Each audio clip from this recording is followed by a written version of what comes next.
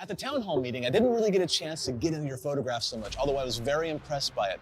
But I have it on the computer, and I've had a chance to kind of play with it, change the contrast and brightness and stuff, and it's brought out a couple details. All right. Number one, the hands and the head are of a different color than the rest of the body.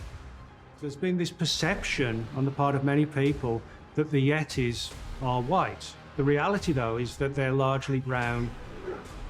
In the Himalayas, Yetis are almost always brown or reddish. The wilderness seems peaceful until night falls. In this video, we explore 7 terrifying encounters where mysterious sounds, strange footprints, and unseen eyes turn ordinary forests, swamps, and mountains into places of pure fear, proving that some secrets are meant to remain hidden after dark.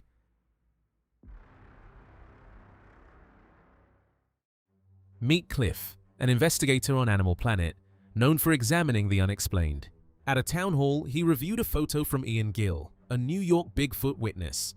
At first, it looked ordinary, but after adjusting contrast, the head and hands seemed off.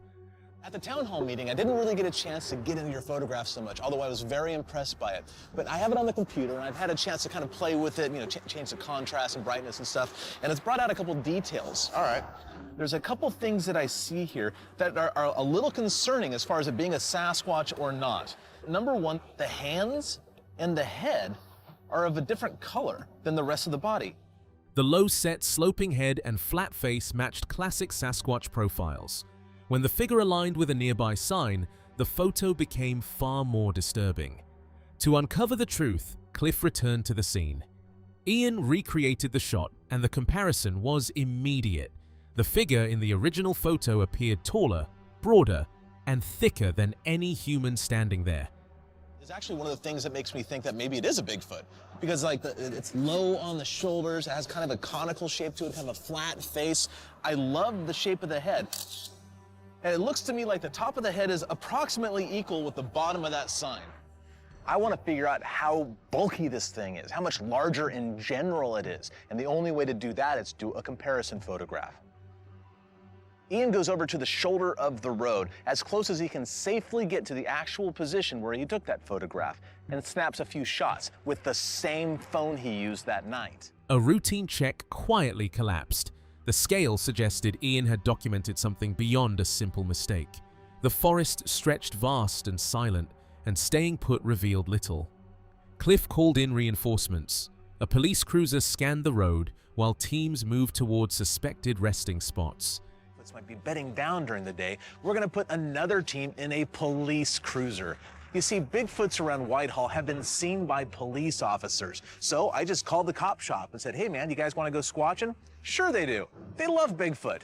Are you guys familiar with the old stories about police officers seeing Bigfoots in the 70s and 80s? Yeah, we've heard it. You guys ever got calls at night about a suspicious prowler like 7 foot tall up by a barn or anything? No, we haven't. Oh good, no one's seen you, Bobo. All right, well, let's get to it. We got sun going down. We only got a few minutes to get there before it starts getting dark. Let's get it. Rendezvous. Every rustle felt alive, every shadow closer, and for the first time, it seemed the unseen watcher might be glimpsed. Then a sharp, strange whistle cut through the darkness, faint but deliberate. We are going to utilize the technology in this police car combined with the thermal imagers to try to cover as much ground and see as much as possible. Now, if you're out on patrol and you saw one of these things, run across the road or something, would that be something that you would volunteer to your comrades, Absolutely. And I would hope I'd have somebody with me so there'd be a witness. You have Right. dash cam. Oh yeah, you have a dash cam. You would Yep. win. That's one of the benefits that we have that Dan Gordon didn't. I know that if I were a police officer on night patrol, I would be looking for Bigfoots all the time. I definitely keep an eye out. The forest returned to tense silence. In a clearing, Cliff raised a megaphone, sending a deep call through the trees. Moments later, a faint whoop echoed back. Distant, deliberate, watchful. Something was out there, listening. Should have told the other team. Was that Cliff through a megaphone? We don't know how you're doing that, but it sounds amazing. It's from the heart.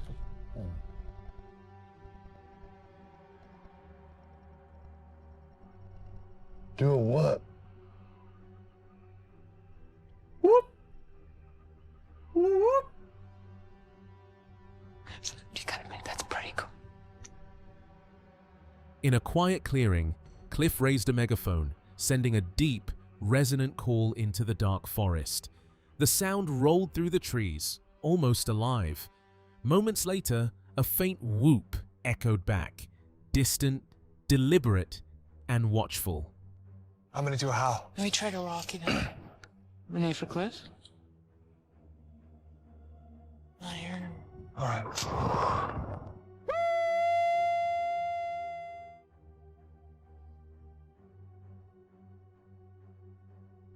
So, Joe, have you hunted before? I have gone hunting before. What have you hunted? Mostly turkeys. Did you use turkey calls? Oh yeah, it's the best way to get them. So you do the sound, you wait knowing that they might be just like taking a while to walk towards you. Exactly. Something was out there, listening from the shadows, revealing just enough to be noticed. As the echoes faded, one question remained. If something this intelligent truly inhabits these woods, how long will it stay hidden? And will anyone ever see it? On the Travel Channel, Mount Shasta is more than a stunning landscape. It's a place of strange disappearances and whispered legends.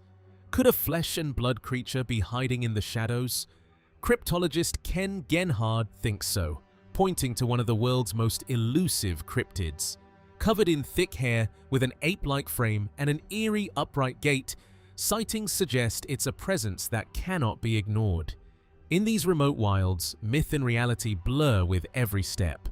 Yeti is a hulking, hairy creature that has been reported as looking ape-like with a conical-shaped head. The physical descriptions are very consistent in terms of standing anywhere from 6 to 7 to 8 feet tall, completely covered in hair, and most importantly, walking on its hind legs like a man. Nick Redfern explores the Himalayas, where the Yeti's legend is stranger than most imagine. Rarely pale or ghostly, these creatures often blend with the mountains in reddish or brown fur, and some are said to glow golden. Unlike Bigfoot, the Yeti moves through the peaks as its own mysterious force, leaving only whispers and fleeting traces. There's been this perception on the part of many people that the Yetis are white. The reality, though, is that they're largely brown. In the Himalayas, Yetis are almost always brown or reddish. The difference would be the Banjankri of Nepal. That Yeti is golden. But still, none of these Yetis are white in color. Primatologist Jeff Meldrum notes Bigfoot and the Yeti are very different. Bigfoot leaves massive human-like prints. The Yeti's tracks, with a divergent toe, show untamed strength. Behavior differs too. Bigfoot is elusive, the Yeti aggressive. Local tales of violent encounters remind us that some mysteries are closer and far more dangerous than we think. Frequently, Bigfoot and Yeti are conflated as possibly just two examples of the same sort of thing. And really, nothing could be further from the truth. The descriptions of the creatures based on the eyewitness encounters are quite distinct from one another. But even more fundamentally, for me, the footprints differ dramatically, with one having a much more superficial human-like appearance and the other having a divergent big toe looking essentially like a large chimpanzee or gorilla. High in Nepal and Tibet, the Yeti is more than legend. It is fear made real. Villagers tell of a man flung violently by the creature, fatally wounded. Bigfoot, in contrast, seems almost harmless, often curious and watching quietly.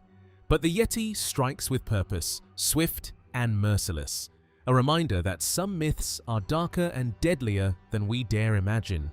There are many stories and accounts of the Yeti being violent, of attacking and killing the local people. In fact, the locals in Nepal and Tibet are very terrified of the Yeti. In one story, a Yeti threw a man up in the air again and again like a cat taunts its prey. And this man ended up dying from lacerations and bruises. Between the Bigfoot and the Yeti, I would much rather run into Bigfoot. There are many accounts of Bigfoot being curious, peeking at people, looking into windows. But that's not nearly as scary as some of the accounts of the Yeti actually attacking and dismembering people. The Yeti is said to punish those who defile the mountains.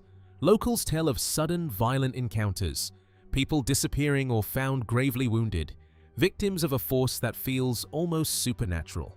Feared by all who live in its shadow, the Yeti is not just a creature of legend, it is the mountain's living fury, a reminder that some powers demand reverence, or exact a terrifying price. My daughter found the one and then just found another one by the stump, and they were both the same footprint. Sir, okay, look at this one. Toe. Oh, wow. In 1974, Lakpa Dolma, a young girl in the western Himalayas, felt an eerie presence while tending her yaks.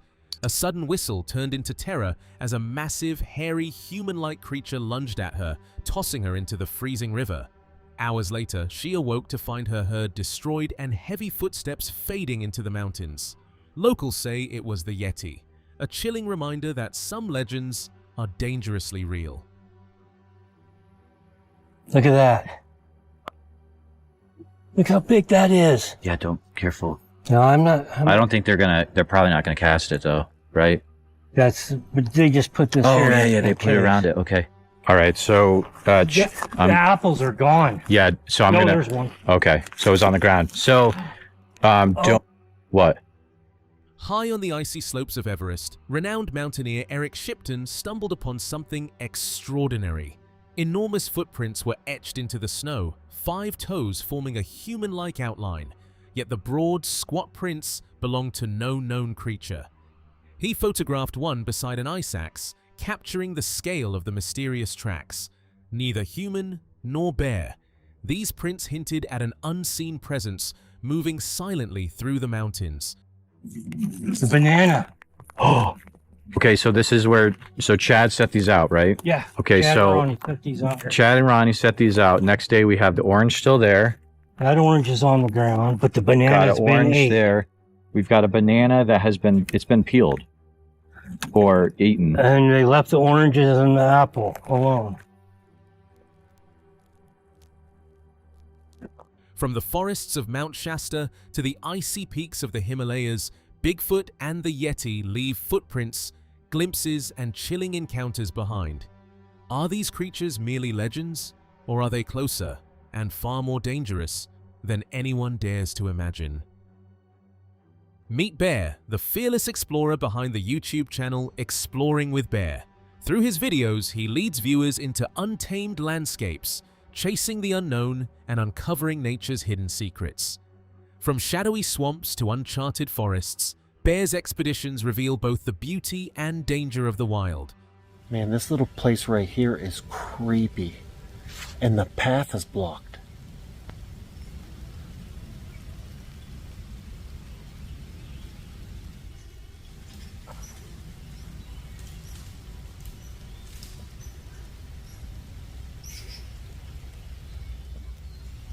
Do you hear that over there?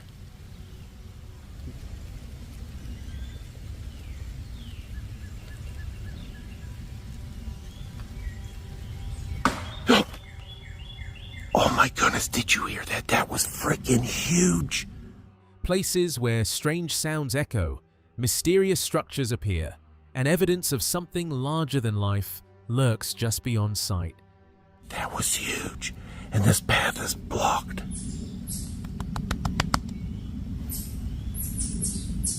And it begins. No, listen. Listen, you can hear.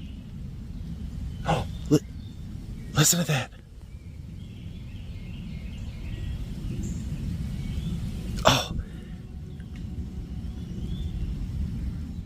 In this episode, he returns to the swamps, stepping onto a trail never explored before, deep in what many consider Bigfoot's territory. As he steps onto the trail, something immediately draws his attention.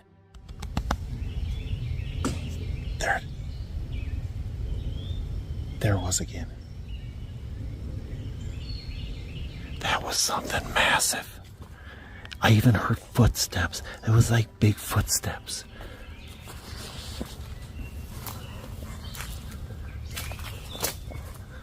A single apple resting unnaturally in the dirt. He pauses, sensing it's more than just fruit. Let's go see if we can't find what was making all that big noise and see if we can't find more structures. And hopefully something happens. It is high. So like something small, something bigger will get it. All right.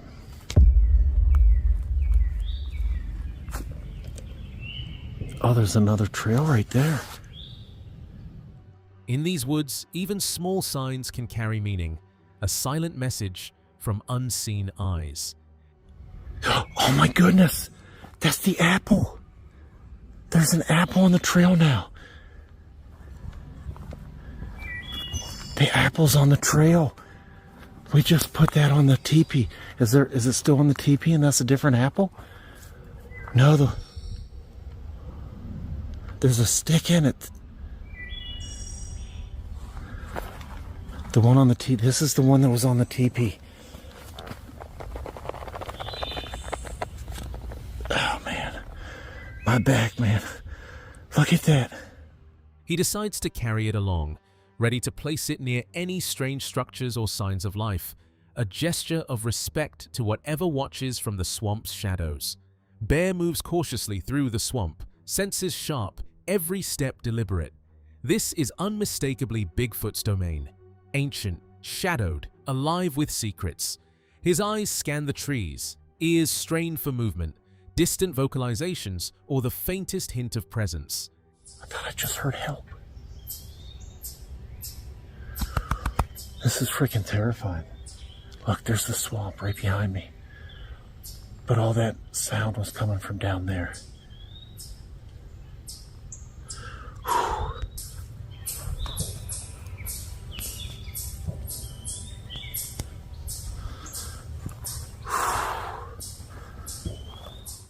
Every snapped branch and whisper of wind could be a clue, and the possibility lingers that the legendary creature might finally make itself known.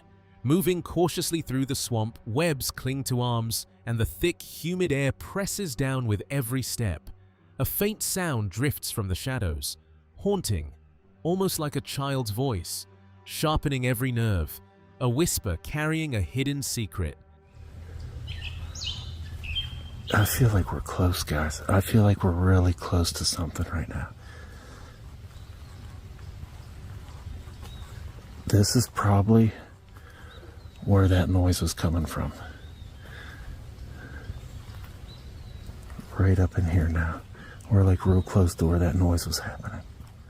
Eyes and ears strain. Each step is deliberate, aware that the smallest hint could reveal something extraordinary, or something silently watching from the darkness. The spot feels off, tense, every step cautious. The path ahead is blocked, forcing a halt. From the shadows comes a low, heavy sound, something massive moving unseen. There's a tree blocking the path.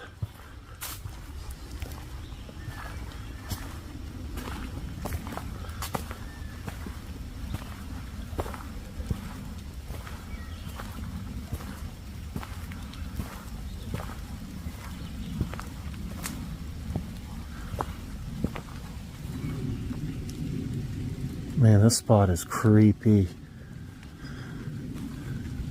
This has a creepy feel to it. Oh!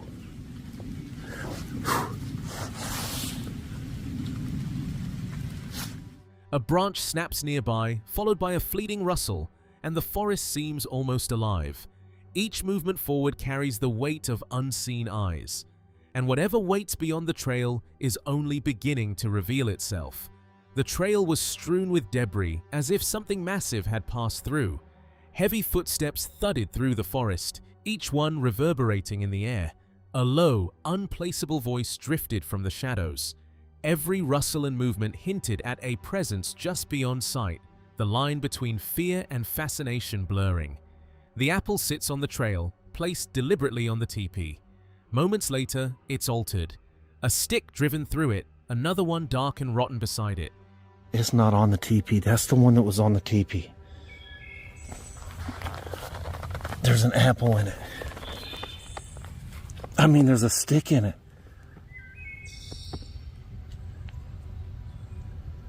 Man, I shoved that down on that.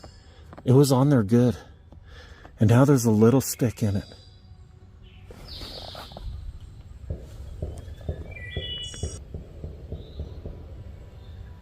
I don't know what that means. It looks rotten there. Each small change feels intentional, a quiet message from something unseen. Every step, every glance carries weight. The forest seems to watch, deliberate and silent, and the question hangs in the air. Is this a warning or an invitation to leave? Bigfoot is terrifying, but the real danger comes from something intelligent, unseen, and watching from the shadows. The explorers escaped, but the forest left its mark. Unseen knocks, eyes tracking every move, and the unsettling feeling that they were never truly alone. This story comes from Cabin in the Woods, where the wilderness leaves evidence behind. For years, unusual footprints deep in remote forests were dismissed as pranks or mistakes. But specialists studying their depth and structure found something unsettling. The tracks didn't match any known human or animal. Something unknown may still move through these landscapes, leaving traces it never meant us to find. The Patterson-Gimlin film is famous, but Bluff Creek tells an equally compelling story. Deep, well-defined footprints were preserved and studied, revealing unusual structure and movement. They called them hoaxes, but when experts examined the ridges, the breaks, and the sheer precision of the tracks you're about to see, one chilling truth remained: no human could have made them. For decades, skeptics have dismissed Bigfoot evidence as hoaxes or misidentification. But what if there are footprints that science can't explain away? Today, we're diving deep into the world of Bigfoot tracks, prints so numerous, detailed, and anatomically accurate that faking them would be almost impossible. Days later, more prints appeared in sequence, turning a fleeting image on film into physical evidence that challenges explanation. Measurements of the footprints suggested a towering presence, easily exceeding 7 feet. Detailed analysis revealed subtle shifts in weight with a natural, flowing gait, each step rolling smoothly from heel to toe.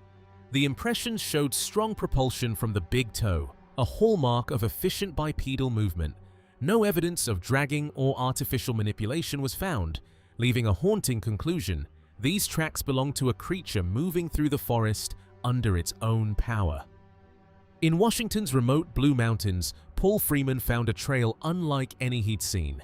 Footprints stretched for hundreds of feet through untouched mud and dense forest, moving unseen, unexplainable by human hands.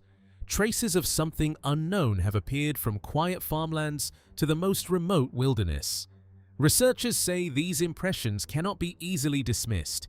They move with purpose and power, leaving a trail that challenges logic and hints at the possible existence of a creature long whispered about in legend.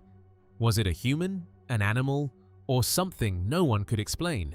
Cabin in the Woods reveals trails that vanish as quickly as they appear, but the marks they leave behind linger in the mind. One thing is certain: some secrets of the forest are meant to remain hidden. On Salish Sasquatch, the focus isn't just on legends. It's on the people whose lives were changed by encounters in the wilderness. Scott Taylor, a longtime BFRO field investigator, first entered Sasquatch research years before earning the title. His journey began with unsettling events in the Pacific Northwest, later known as the story of the Night Watchman, when a quiet logging site became the stage for something far more disturbing than human trespassers. 2 trees, and it starts shaking these trees, and one of the trees, it completely knocked the tree over.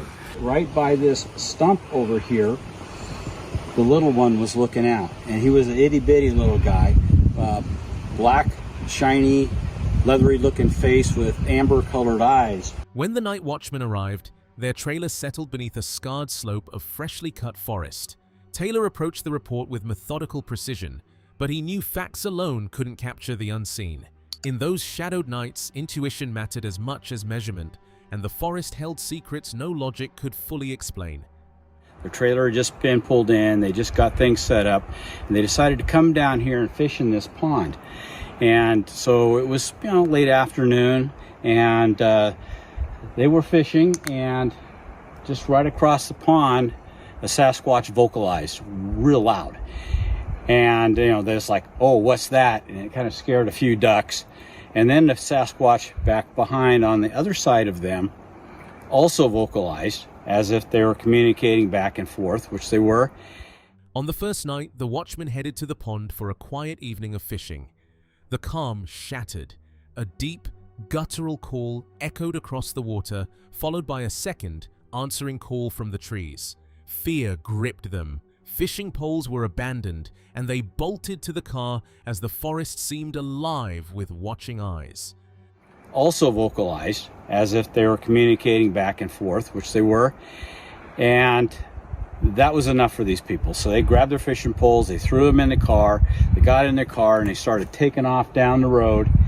And something scared some ducks up, and the ducks were actually flying through the trees here and came out onto the road. One of them slammed into his driver's side.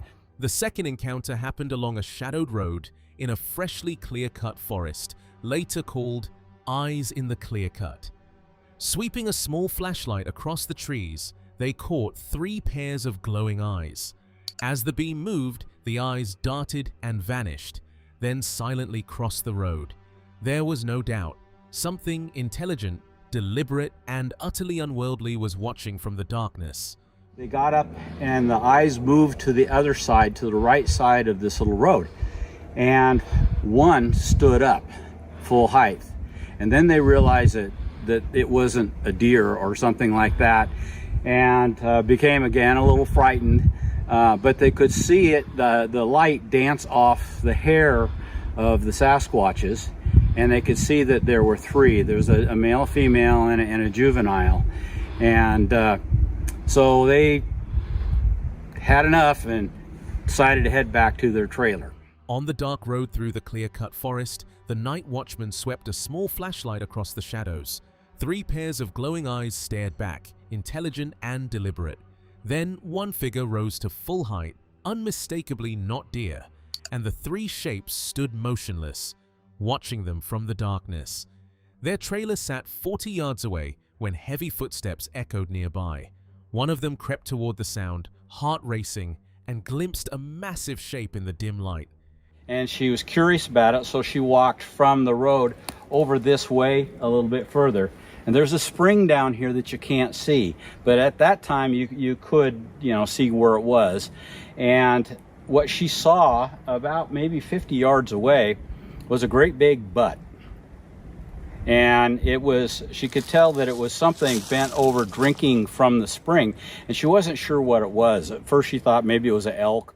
He threw a rock, and the creature seized 2 trees, shaking them violently until one crashed to the ground, its sheer power sending him stumbling back in shock. After the shot cracked through the night, a deep, low call answered it, a male checking on the female who had toppled the tree. Moments later, the massive figures melted into the darkness, leaving the witnesses huddled in their trailer as the forest fell eerily silent around them. On Small Town Monsters, Day 1 in Sumter National Forest turns from calm to chilling before sunrise. At Sedalia Campground, a camper is jolted awake by snapping branches. Even though you're scanning with a thermal. Whoa! Look at this. This is crazy. This is just what is this? Is this a dry creek bed? No, this is probably erosion from when they had, they were homesteads out here. They probably had sharecropping. This is probably massive erosion from that. But, if something's in these gullies, in these, ravines, our thermals are useless if it can hide behind berms like this. And something unseen moving through the darkness. Frantic, he shines his flashlight into the woods, then flees, leaving his campsite abandoned. Strange noises linger, unanswered and unnerving. What terrified him so much, he ran at 5 a.m. Do anything, did you? No. Something just moved over here to my right. Let's move up. Let's move across this gully. I'm sorry, but yeah, something just moved over here.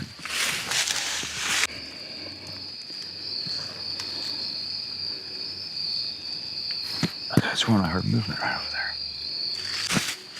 Yeah, I say we go down here, right? Right on.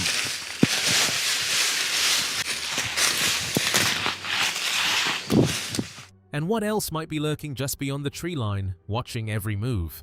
Tonight, we step into the forest to find out. Before dawn, the forest is silent until something breaks the calm.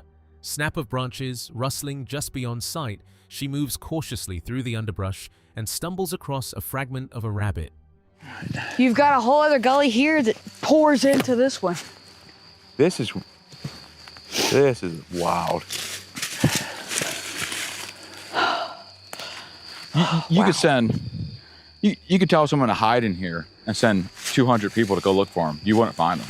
No. If they knew what they were doing. Holy This is nuts. This is like a whole lost world down here. Look, the foliage is different. Its head partially intact, an ear still visible. The ants haven't touched it yet, suggesting it's fresh. Ordinary? Maybe. But its placement feels deliberate, out of place, as if the forest itself is watching, hiding secrets that only reveal themselves to those brave enough to look closer. You can't see this on the topo maps. I didn't expect there to be such a variety in just the topography of the land. Because if you look at it, just a cursory look of it, you look on maps, you're driving down the main highways, the main roads, everything kind of looks flat. You don't realize that there's such sharp changes in the elevation and that there's so many places for something to hide out here. But I just want to draw the parallels real quick. Okay. Last time the three of us did a big investigation in the Uwaris, we found evidence of possible Sasquatch activity in areas with ravines. The team ventures deeper into the forest beyond Sedalia Camp, drawn by strange signs. At first, a root ball seems ordinary, but as they approach, its hollow woven structure becomes clear. Large enough to hide two people and shaped like a small tent, it's pressed into the earth with purpose. The investigators exchange uneasy glances. This isn't random debris. Something intelligent crafted it, something deliberately hidden, and far more unsettling than they imagined. Deciding to push deeper, the team sets out for a night investigation, hoping to uncover more evidence. It uses these areas to remain hidden, and then it comes out, usually at night, kind of goes, checks out, see what people are doing, and then it goes about and does its stuff, you know? Yeah. Is that a curiosity thing? Is that a protective measure that it's trying to see how many people are out here? What do I have to worry about tonight? Okay, they're all bedded down, or no, they're not. Almost like you're kind of checking out a potential danger to see what it's going to pose to you that night before you go about doing whatever you're doing. They scan the trees, eyes straining in the dim light. Do you see that? But it's gone, whatever it was. On the forest floor, the evidence is chilling. A pelvis, a torn hog, and fresh deer bones marked with jagged teeth. Strangely enough, this is the most active spot out here we've seen so far. Let's go back to the campfire and see if we hear it again. Let's just sit there and keep our equipment ready. Yeah. We'd stopped for the night. We were eating food. And we were knuckle deep in some bison mashers, and you just all of a sudden you heard a vocalization. Yeah, 2-syllable vocalization. Wow, like, and then there's so much space out here, and this is like a human theater. You know what I'm saying? Like you can just sit right back over here. After a restless night of sound circling the camp, the team feels it. Something intelligent, something dangerous, is moving through these woods, watching their every move. And there's somebody in any of these spots, you can watch them. I got a hit. I've got a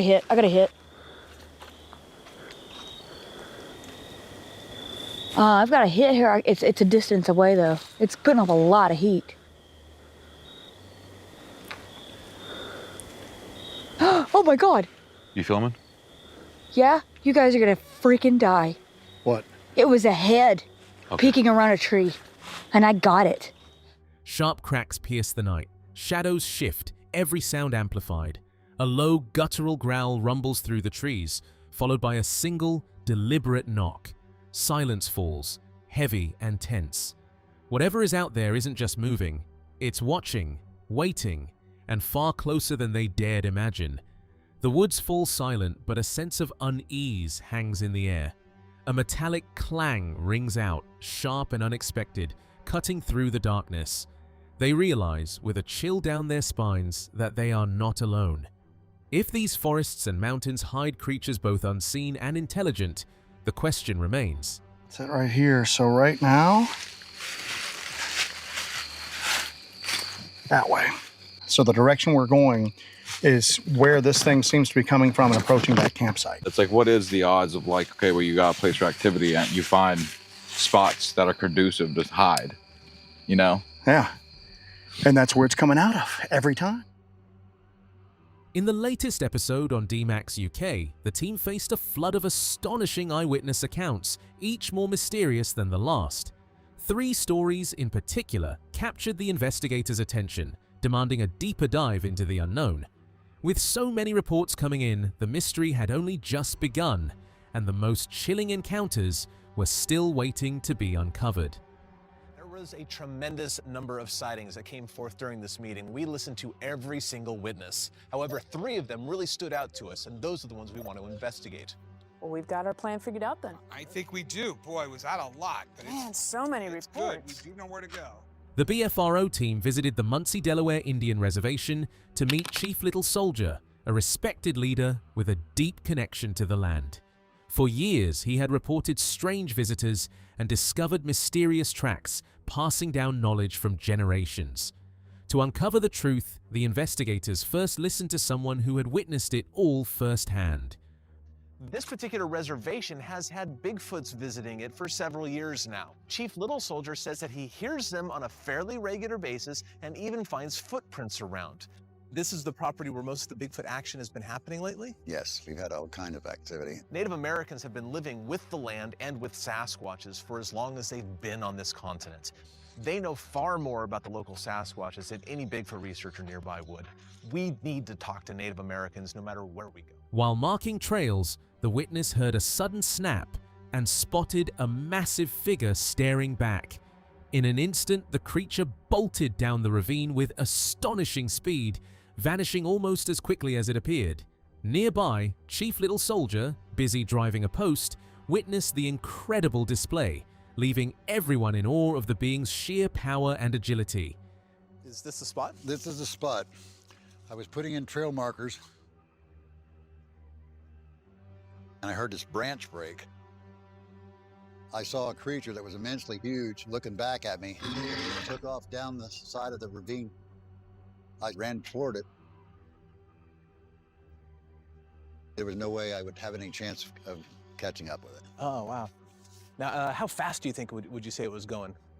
Well, I know he made it from when I turned here, he made it down to that ravine in probably less than 6 steps. Wow, so nice big long steps in that. Cliff noted that while Sasquatch sightings are rare, clear daylight encounters are even more extraordinary. The witness, long aware of unusual happenings on the land, recalled decades of strange sounds and fleeting shadows. Finally, seeing the creature on sacred terrain brought him not fear, but a profound sense of connection, as if he had touched a living thread of the ancient stories he grew up hearing.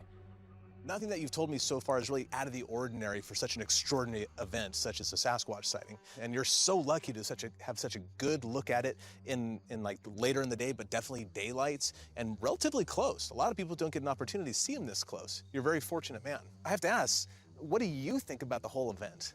I've been aware since '98 of the strange things that occur on the land here and the sightings and the noise that we've heard. It reminded me a lot of the ancient stories that have been told to me, and the fact that I'd actually seen one here on our ceremonial land, it gave me a feeling. The team returned to the Salt Fork area to meet Tim Stover, a hunter who had experienced a remarkable sighting from his tree stand around this same season. Before heading to Tim, they picked up Bobo, who had been exploring the area in recent days. His presence promised valuable insights. He might have heard or seen something in the very spot where the earlier encounter had occurred. Today we're going back to the Salt Fork area to meet with Tim Stover. He was the hunter who had a sighting when he was up at a tree stand about this time of year. We want to pick up Bobo first though. Bub was going around in Salt Fork for the last few days, so he probably has information to bear and may have even heard something in this same spot. Tim Stover, known in the Bigfoot community for his honesty and radio show, had never forgotten the day that changed everything. 2 decades ago, while perched in a familiar tree stand, a sudden crack from the woods drew his gaze. What he expected to be a deer was something far larger, a massive figure standing silently, staring back at him. The moment left a lasting impression that haunted him ever since. Tim's a fairly well-known guy in the Bigfoot community. He hosts an internet radio show. He's known as a good, honest guy, straight shooter, so I'm pretty stoked to get back out there and see where it was. Were you up in the tree stand when it happened? Yes, this exact tree right here 20 years ago in 1992 is where it all happened. I was up in the tree stand. I could hear a stick break to my 2 o'clock position. I thought, well, it's got to be a deer moving through there. When I looked over there that thing was standing there. Tim was one of the most credible witnesses the team had encountered. The Sasquatch he described had an unusually light coat, setting it apart from most reports. Sightings of this pale variant have surfaced repeatedly in the area, hinting at a strange consistency that fascinated and unsettled the investigators. I find Tim to be a very credible witness. The Sasquatch that he saw does not conform to people's expectations about Sasquatch, but this particular color of Sasquatch, the lighter variety, has been seen again. Could these repeated sightings of the pale Sasquatch indicate a hidden population, or is something even stranger lurking in the shadows? Exploring with Angelo returns with a chilling solo expedition into the infamous Bigfoot Woods, a remote forest where strange encounters and unexplained evidence have fueled rumors for months. Traveling light and camping alone, Angelo is ready to confront whatever still lurks between the trees. The night ahead may reveal far more than he is prepared for. What's up, guys? Welcome back to a brand new adventure. Back to the woods alone. We're going in.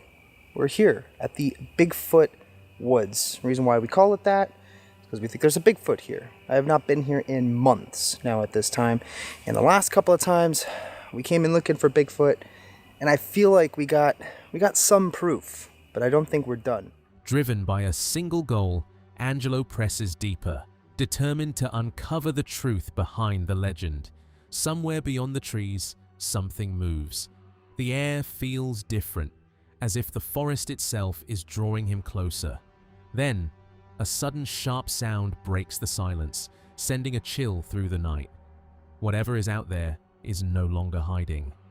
Find this Sasquatch out here. My goal is to honestly catch him on camera if we can. There's something moving out there. See, whatever it is, and this is kind of interesting, it always seems like there's something off in this direction. I just heard something. What was that?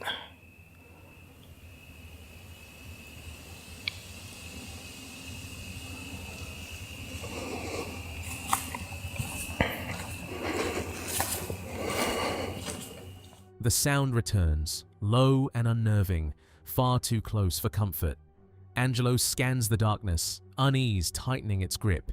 He came seeking a legend, but now a more disturbing thought creeps in. Maybe it's not a creature at all. Maybe someone, or something, is hiding, watching from the shadows. The presence is real, and it is closing in. That was that voice again. I'm telling you, we come out here looking for Bigfoot, I swear we're gonna run into some like serial killer living out here. I mean, like I said before, it could just be like a homeless person living out here. I don't know. But just based on that one experience. Hello? This exact stretch of forest refuses to stay quiet. Time and again, unexplained activity has been recorded here. Angelo is convinced this is no ordinary forest.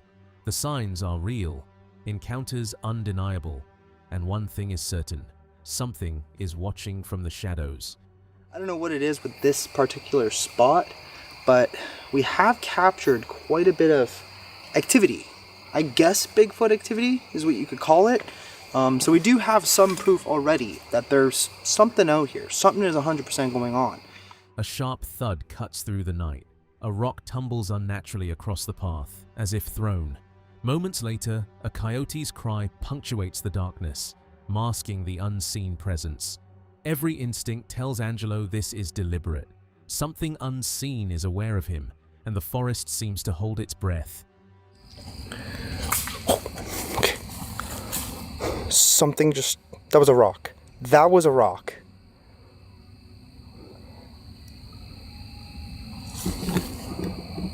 That was a coyote, but that was a rock.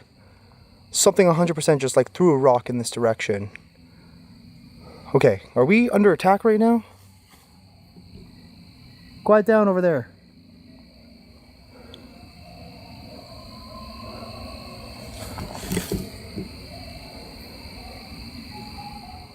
Forced to change route, Angelo pushes onward through steep terrain, nearing the summit. But the forest interrupts again. From the same ground behind him, near a decaying hollow tree, a sound carries unmistakably. The same location, the same disturbance. Whatever is out there is marking territory, letting him know it is watching. We're gonna have to find another place to do that. Oh, I heard something.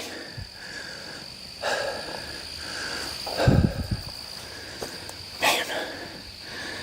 I think I almost made it to the top. I think there's a bit more to go, but again, in the exact same area, literally right back there, I keep hearing something.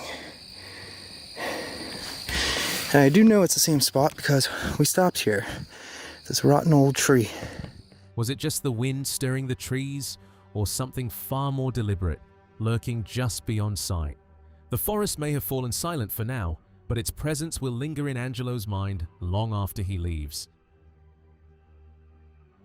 On Small Town Monsters, Mark Muni, author of the best-selling Eerie, Florida series, returns to Appalachia, West Virginia, Kentucky, and the Smoky Mountains. After exploring Florida's strangest tales, he now delves deep into the mountains, uncovering chilling stories that have long lurked in the shadows. And we are back. This forest here, we was just at like a couple weeks ago. And there was the craziest sound came from the forest. It was nighttime, so we couldn't see what it was. But one of the craziest sounds I ever heard coming from the forest came from right here. What do you think that sounded like? I don't know, it was wild. Wild, man. Somebody put in the comments like Goat Man. Look at the span for that next one. During his Appalachian explorations, Muni heard from locals with uncanny tales. One account stood out. A family deep in a secluded hollow along a trail spoke of a towering, enigmatic figure they call the Big Guy. They left small offerings for him, treating him as a mysterious guardian, an unsettling presence watching over the cove from the shadows. You would have to be so freaking big, man. Look at that. And my foot's tiny in that thing. Look, heel mark right here. Look, camera down there. Heel mark, toe mark. Boom, boom.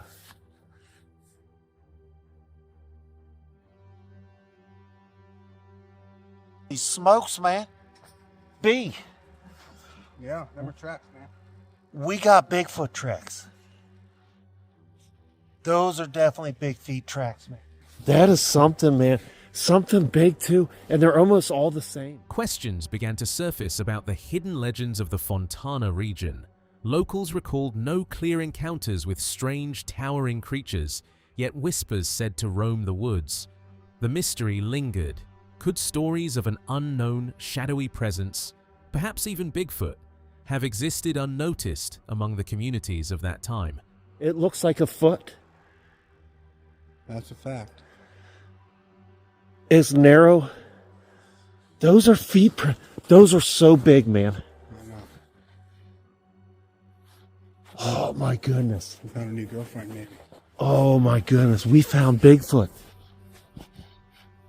We found Bigfoot tracks.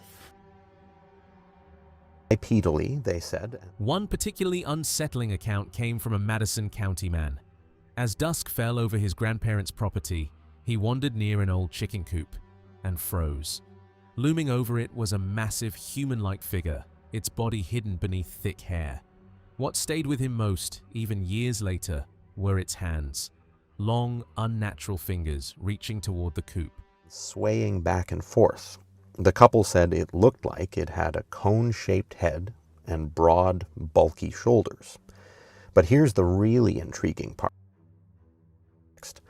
They stressed that in their opinion, this was not a bear. Wendy was ahead of me, and she turns around and she points, and I looked up into the distance. Way in the distance, it was about 75 to 100 feet ahead of us. You could see something. The figure did not resemble an ordinary man. Upright yet covered in thick hair, its hands were disturbingly unusual, long, curved fingers like a sloth's claws. Investigators later searched surrounding areas and found similar reports: eerie nighttime sounds, unexplained knocks, and sightings of towering ape-like figures. Though no incident occurred at that exact location again, the proximity suggested a single presence moving through the region. In the distance, we thought it was a bear, but it seemed more bipedal. So it seemed more upright. It appeared to have kind of a conish type head. But you examine and scrub back and forth through these areas, you can see that sloping cone-shaped head and the rather flat, somewhat horizontal forehead, very reminiscent of gorilla cranium shapes. We've also got what looks like a thickly muscled back and... The figure moved unlike any known animal, upright, slightly hunched, arms swinging unnaturally. When it seemed to notice a watcher in the trees, it paused, then shifted to all fours, sprinting across the forest floor in a motion echoing a gorilla. Eerily similar to other mysterious East Coast sightings, the encounter occurred barely an hour from the original site, yet its movement was strikingly unusual. Unlike the upright giants of the Pacific Northwest, its gait suggested something far stranger roaming these woods.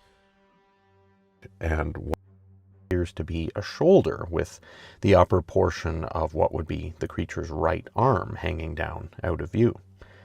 There's also a point head, but that face... What if these fleeting shadows and unexplained movements weren't isolated incidents, but pieces of a larger hidden force quietly roaming the Appalachian wilderness? The Cabin in the Woods channel delves into the most remote and haunting locations, uncovering stories that linger long after the cameras stop rolling. In August 2013, a couple vacationing on Vancouver Island took a secluded back road leading toward the tiny village of Port Renfrew. Surrounded on both sides by thick forest and with barely a sign of civilization, the narrow road seemed to disappear into the wilderness. During their drive, they paused by a quiet roadside creek, a seemingly ordinary moment that would soon unfold into an encounter far from ordinary, a tale the channel would later bring vividly to light. So as I said, in August 2013, this couple was on vacation on Vancouver Island. They were driving this rather obscure back road toward a tiny hamlet called Port Renfrew.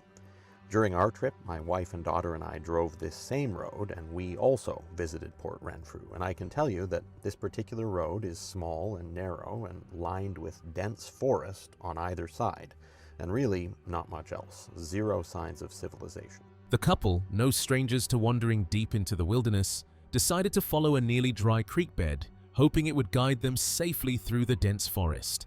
Barely a couple hundred feet in, the sudden sound of snapping branches ahead made them pause. Through the shadows, a towering figure appeared, upright, swaying slightly, with a cone-shaped head and broad, imposing shoulders.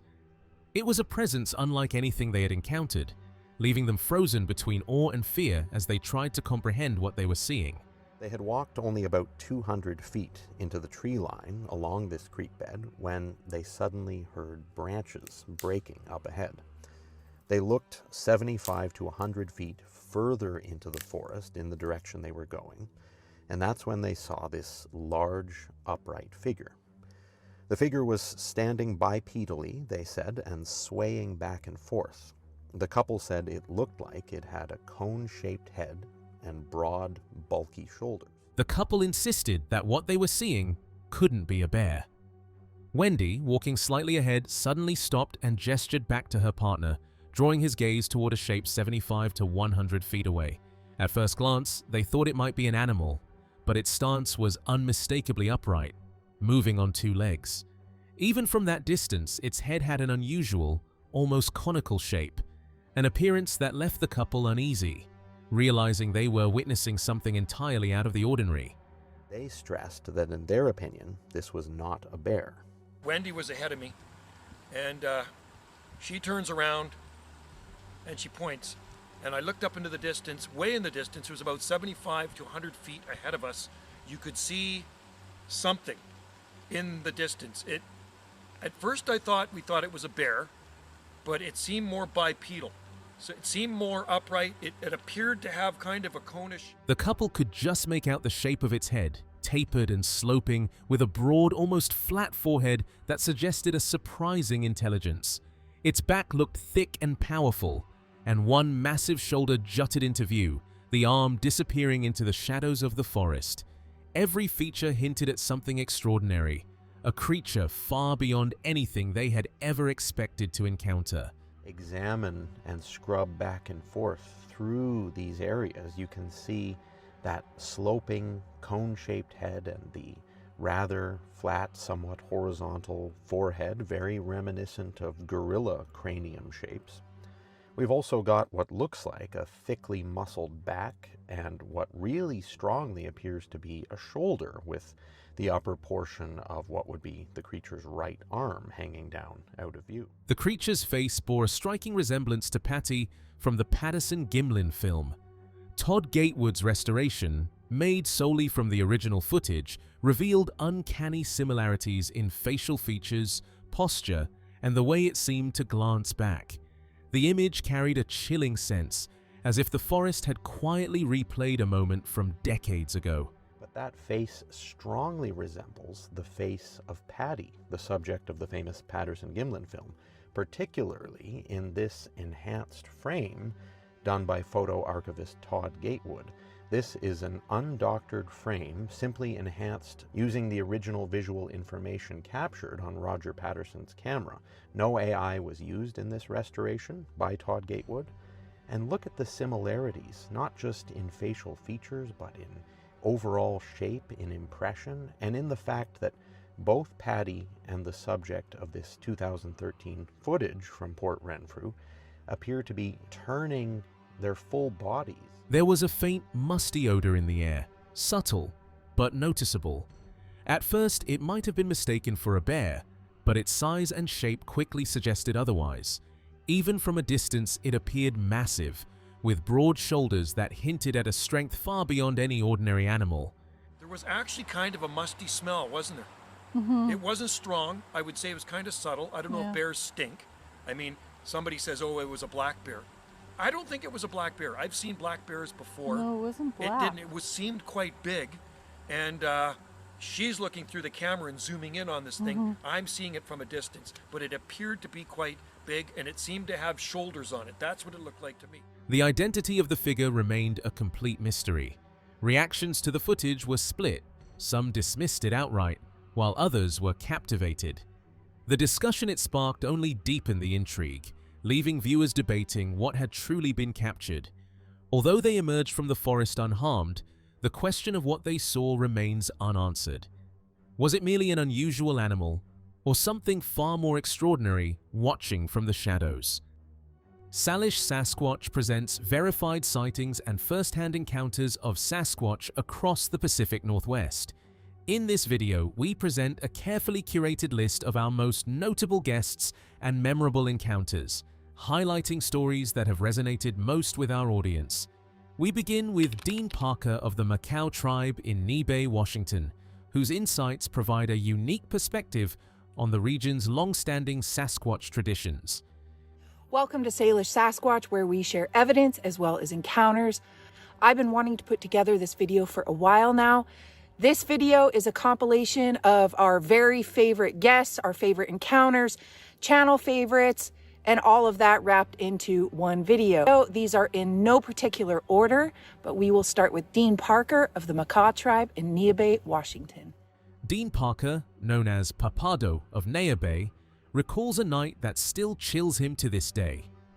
Driving back to Skokomish through the dark, empty stretch of Humpt, something appeared on the road. A figure emerged from the shadows, moving with an eerie, unnatural grace. It took 3 deliberate steps across the road and then vanished, swallowed by the darkness, leaving only a haunting silence behind. All right, my name is Dean Parker. I'm from Naya Bay, and a lot of people call me Papado. And I'm going to tell you about my encounter with the Sasquatches. My first one was driving back to Skokomish, and we was going through tulips there, and it was during the nighttime, and I come up on the road, and I told Lametta, I said, "See that?" "Yes."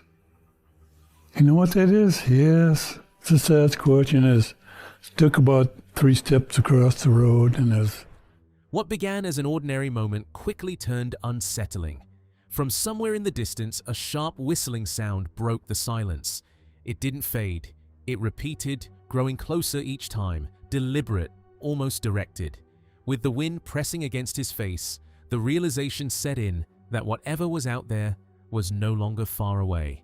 The air felt wrong, and instinct warned that the situation was about to take a dangerous turn. Then I heard this whistling noise out there in the distance. This is not going to be good. And I kept on hearing whistle, getting a little bit closer, whistling at me, and I knew they were really getting... I was walking. That moment became one of his most unforgettable experiences, an encounter with not one, but 2 Sasquatches, leaving a lasting impression that would stay with him long after the night ended. Oh, that was my experience with Long before he knew the legends of Sasquatch, Johnny grew up in Missouri, a childhood untouched by television and the tales it might have told. When his family moved to Washington State, the dense forests and rugged wilderness became the backdrop for a childhood adventure unlike any other. On one of his first backpacking trips, a dozen kids and a single adult, the stage was unknowingly set for encounters that would change everything he thought he knew about the world around him. I grew up in Missouri, and I didn't have TV. We didn't have TV when I was a kid, so I didn't know anything about Sasquatch or Bigfoot. And my family moved to Washington State, and one of the first trips I did as a kid was I went on a backpacking trip with, I think there were 12 of us kids and 1 adult, and while trekking through the rugged trails of Mount Three Fingers in the Boulder River wilderness, an eerie sound shattered the quiet. Something slammed against a tree with a force that no human could match, rattling the forest with rapid, thunderous blows. Even those who had grown up among these woods felt a shiver run down their spines. The group froze, hearts pounding, as the hair on their arms and the back of their necks prickled with an instinctive, chilling fear. We were hiking on Mount Three Fingers in the Boulder River wilderness, and something in the woods pounded on a tree right next to us, and it was inhumanly loud sound. No person could have done it, and I think it knocked the number of people in our group on the tree. It was boom, boom, boom, boom, boom, boom, real fast, real loud. And I grew up, playing in the woods, and I never heard anything like that. And, everybody there, we just froze. Further up the road, 2 campers emerged, their headlights cutting through the darkness as they made their way down the hill. But something, or someone, was following them. A tall, unnervingly slender figure appeared on the road, moving with an almost unnatural grace. When he pointed it out to his friend, they brushed it off, assuming it was just the campers. But his eyes stayed locked on the figure as it came fully into view, impossible to ignore, and the forest seemed to hold its breath. So they were coming, the 2 people that had camped further up the road, they came walking down the hill, they had their headlights on, and they were about over here on my left when I saw a tall figure following them on the road. It was very slender, but very tall. And I remember saying, "Hey, I see something up there." And my buddy who was over there, he said, "Oh yeah, that's the, you know, so-and-so, that's those people that are friends." And I was like, "No, they're over here." And everyone just kind of ignored me. But I watched this figure walk into view. Sonia approached the encounter with logic, carefully testing every explanation. A bear didn't make sense, as none of the usual warning signs were present, and it didn't feel like a deer, another animal, or even a person in the woods. One final possibility crossed her mind, one she resisted at first: Sasquatch. That unsettling realization, paired with the location and behavior she witnessed, drew her into a mystery she could no longer ignore. Through and find a provisional hypothesis for what it is you're experiencing. And so I'm like, okay, well, if it was a bear, I would expect these things to occur. You know, bears are big enough to break branches. Bears would slap the ground with their forepaws, but I would have expected to hear huffing or jaw popping. Yeah. Black bears almost never try to intimidate people, and if they do, they make really obvious bluff charges. You probably would see a bear. I didn't think it was a deer, but I said, okay, well, if it was a deer, here's what I'd expect. Was it a wild cat? Was it a creepy person? And then my final one that I didn't want to even put down was it a squawk? Sarah Brown is a witness whose account stands out for its clarity and detail. During her encounter, she observed a Sasquatch from a distance that allowed her to study its form, coloration, and movement with unusual precision. Her careful observations and the drawing she later created offer a rare and compelling perspective that adds depth to her experience and credibility to her account.